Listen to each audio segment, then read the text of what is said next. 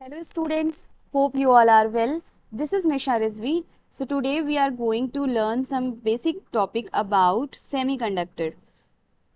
तो semiconductor start करने से पहले हम ये बताना चाहते हैं कि सेमीकंडक्टर आया कब। तो इन 1930 टेक्नोलॉजी में एक रिवॉल्यूशन आया। रिवॉल्यूशन ये आया कि आपके आईटी सेक्टर में मोबाइल कंप्यूटर इन सब चीज़ों में आपके सेमीकंडक्टर का यूज़ होने लगा। आपके जो मोबाइल के पीछे एक चिप होती है उसमें येलो कलर के ऐसे 2-3 वायर्स लगे होते हैं, वो भी आपके क्या हैं, सेमीकंडक्टर्स हैं। तो ये थे आपके कुछ बेसिक इंट्रोडक्शन ऑफ सेमीकंडक्टर। अब आज हम लोग क्या क्या पढ़ेंगे, तो सेमीकंडक्टर की इंट्रोडक्शन पढ़ेंगे, क्यों इंपॉर्टेंट है सेमीकंडक्टर, फिर वैक्यूम ट्यूब के बारे में और टाइप्स ऑफ सेमीकंडक्टर के बारे में। तो जैसा कि सेमीकंडक्टर यहाँ लिखा है कि semiconductor are those material which have conductivity between conductors and insulators, यानी कि वो मटेरियल जिनकी कंडक्टिविटी कंडक्टर से तो कम होती है लेकिन इंसुलेटर से क्या होती है, ज़्यादा होती है। तो सवाल ये उठता है कि अगर कंडक्टर अपना काम प्रॉपर कर रहा था तो सेमीकंडक्टर की ज़रूरत क्यों पड़ी, वाई सेमीकंडक्टर इज इम्पॉर्टेंट।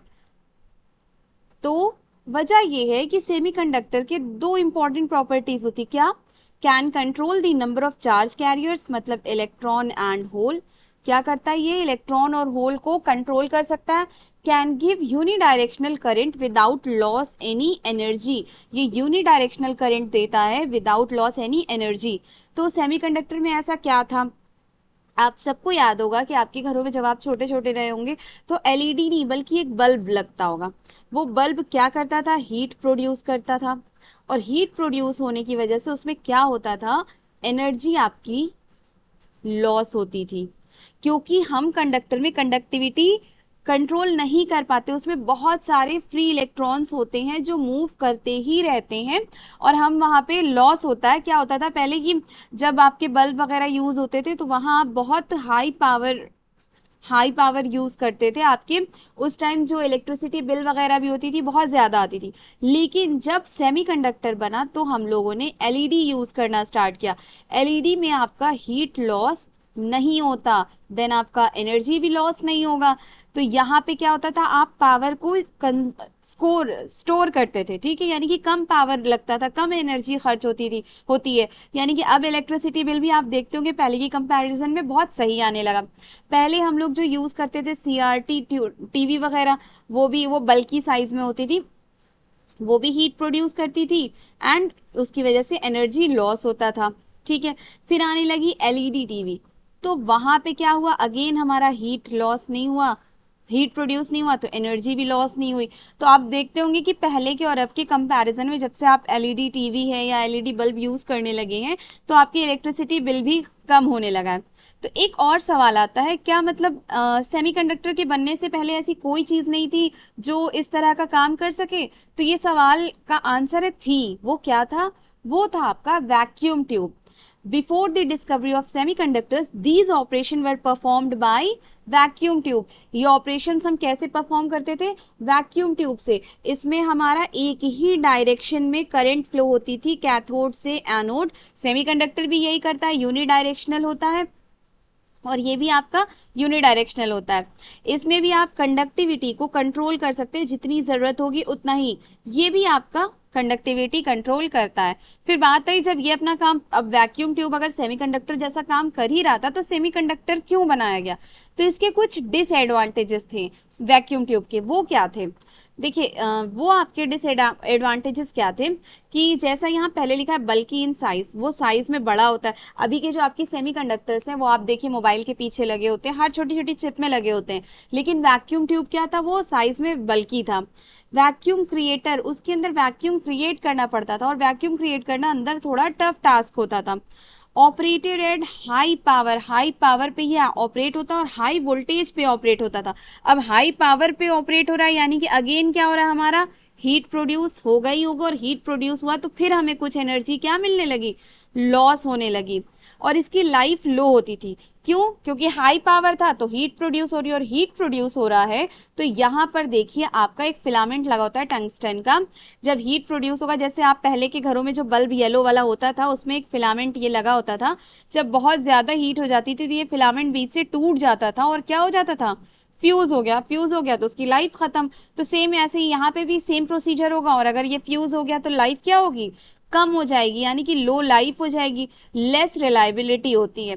यानी कि ये इसके किसके थे, वैक्यूम ट्यूब के आपके डिसएडवांटेजेस, और यही आपके एडवांटेजेस हैं आपके सेमीकंडक्टर में। इन 1930s some solid state semiconductor were discovered in which the charge carrier can be varied with small intensity of heat, light, voltage। Advantages की बात करें तो जस्ट जो वैक्यूम ट्यूब के डिसएडवांटेजेस थे उसको ऑपोजिट इसमें सारे हमें एडवांटेज मिलने लगे। हीट इसमें ज़रूरत नहीं पड़ती है, वो बल्कि था, ये स्मॉल साइज में, वैक्यूम क्रिएट भी नहीं करना पड़ता, लो पावर पे काम करता है। आप देखते होंगे आपके एलईडी वगैरह आपके इन्वर्टर में भी काम करने लगते हैं। लो वोल्टेज होता है, लॉन्ग लाइफ होता है, क्योंकि इसमें हीट जैसी कुछ ज़रूरत होती नहीं कि लेस लाइफ हो, हाई रिलायबिलिटी होती है। अब हम नेक्स्ट बात करें टाइप्स ऑफ सेमीकंडक्टर के, तो यहाँ दो टाइप होते हैं सेमीकंडक्टर के, एक इंट्रिंसिक और एक एक्सट्रिंसिक। इंट्रिंसिक मतलब क्या होता है, प्योर कहें या इनबॉर्न कहें या नेचुरल कहें, यानी कि बिल्कुल प्योर, इसमें कोई भी मिलावट नहीं हो रही है, तो ये क्या कहलाते हैं, इंट्रिंसिक सेमीकंडक्टर। इंट्रिंसिक सेमीकंडक्टर में हम प्योर जर्मेनियम या प्योर सिलिकॉन लेते हैं। सिलिकॉन के आपके जो एटॉमिक नंबर्स होते हैं वो होते हैं 14। सिलिकॉन का आपका एटॉमिक नंबर 14 हो गया। इसका अगर हम इलेक्ट्रॉनिक कॉन्फ़िगरेशन करें तो 1s2, 2s2, 2p6, 2 2 4 6 10, 3s2, 3p2। कितने आपके आउटर शेल में इलेक्ट्रॉन है, 2 + 2 4 इलेक्ट्रॉन है, ठीक है। तो यहाँ पे आपके जो 4 इलेक्ट्रॉन्स होंगे ये आपके हर एक क्रिस्टल से कोवैलेंट बॉन्ड में बंधे होंगे, 4 इलेक्ट्रॉन्स, ठीक है। ये सब आपके 4 इलेक्ट्रॉन्स कोवैलेंट बॉन्ड में बंधे रहेंगे, यानी कि यहाँ पे कोई भी फ्री इलेक्ट्रॉन नहीं है। और आपको पता होगा कि इलेक्ट्रिसिटी प्रोड्यूस करने के लिए आप लोगों ने क्लास 9th में भी पढ़ा होगा कि चार्ज का मूव होना ज़रूरी है, फिर चाहे वो इलेक्ट्रॉन हो या होल हो, चार्ज का मूव होना ज़रूरी है। लेकिन यहाँ पे ये सारे कोवैलेंट बॉन्ड से बंधे हुए हैं, यहाँ तो कोई भी फ्री इलेक्ट्रॉन है ही नहीं, और फ्री इलेक्ट्रॉन है नहीं तो वो इस वैलेंस बैंड से जंप करके कंडक्शन बैंड में जा ही नहीं पाएगा, और जब तक वैलेंस बैंड से कंडक्शन बैंड में जाएगा नहीं, इलेक्ट्रिसिटी प्रोड्यूस नहीं होगी। तो हमने क्या किया कि इसमें एक इलेक्ट्रिक फील्ड लगा दी, और हम सबको पता है कि इलेक्ट्रिक फील्ड और इलेक्ट्रॉन के डायरेक्शन क्या होते हैं, ऑपोजिट होते हैं। साथ में ये भी पता है कि इलेक्ट्रिक फील्ड और होल के डायरेक्शन सेम होते हैं, इवन करंट भी कहें तो करंट की डायरेक्शन भी सेम होती है। तो हमने क्या किया, इलेक्ट्रिक फील्ड लगा दिया। क्या इलेक्ट्रिक फील्ड लगाने से यहाँ इलेक्ट्रॉन्स हमारे बॉन्ड हमारे ब्रेक होंगे? नहीं, इतनी एनर्जी इसको नहीं मिल पाती है कि ये यहाँ से बॉन्ड को ब्रेक करे। देन हमने क्या किया, टेम्परेचर इंक्रीज करना स्टार्ट कर दिया। अभी तक तो इसमें कोई भी इलेक्ट्रिसिटी प्रोड्यूस नहीं हो रही, तो ये इंसुलेटर जैसा काम करेगा, ठीक है।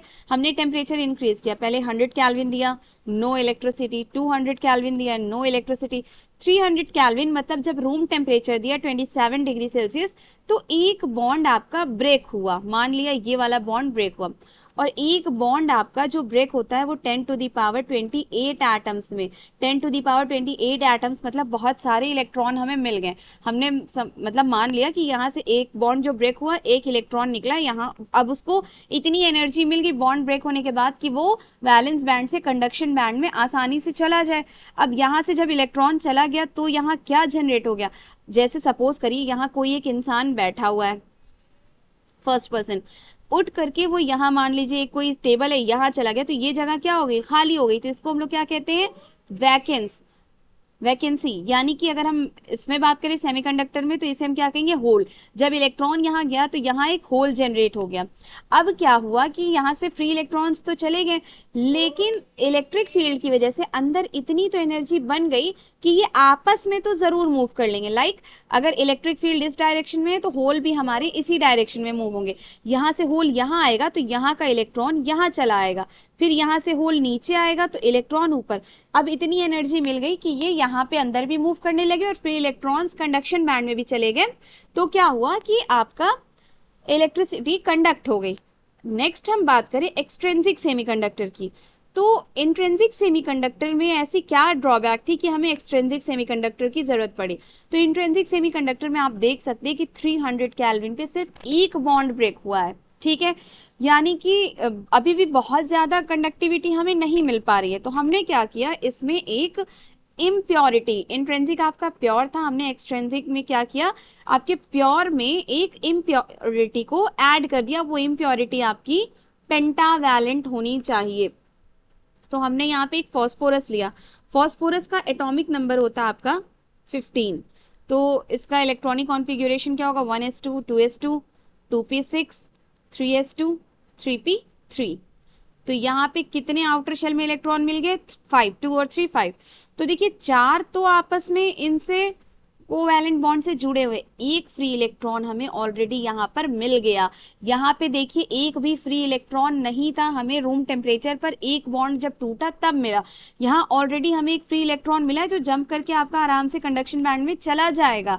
तो एक तो इलेक्ट्रिसिटी ये प्रोड्यूस कर रहा है, दूसरा हमने क्या किया, टेम्परेचर बढ़ाया, टेम्परेचर बढ़ाते बढ़ाते कहाँ तक, 300 केल्विन तक लाए, तो एक बॉन्ड यहाँ पे भी टूट गया, वो फ्री इलेक्ट्रॉन भी यहाँ पे कंडक्शन बैंड में जाने लगे। फिर हमने जो इलेक्ट्रिक फील्ड लगाया तो उसकी वजह से ये होल यहाँ पे आपस में मूव करने लगे, इलेक्ट्रॉन जान और होल आपस में, यानी कि ओवरऑल देखा जाए तो इसकी कंडक्टिविटी क्या हो गई, इंक्रीज हो गई, इसलिए हमें एक्सट्रिंसिक सेमीकंडक्टर की जरूरत पड़ी। तो आई होप आप सबको समझ में आया होगा सेमीकंडक्टर के ये बेसिक कॉन्सेप्ट। अगर किसी को किसी भी चीज में कोई कंफ्यूजन हो तो आप हमसे पूछ सकते हैं दोबारा। Thank you.